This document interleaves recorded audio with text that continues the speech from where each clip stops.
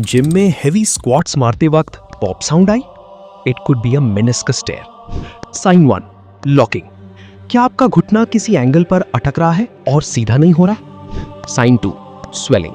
Workout के अगले दिन घुटने में सूजन आ जाती है। Sign 3, instability. स्टेयर्स चढ़ते वक्त ऐसा लगता है घुटना गिव अवे कर देगा। इसे इग्नोर करने का मतलब है फ्यूचर में आर्थराइटिस को इनवाइट करना। सो फिटनेस जरूरी है, पर सेफ्टी पहले। Facing any issue? Consult now.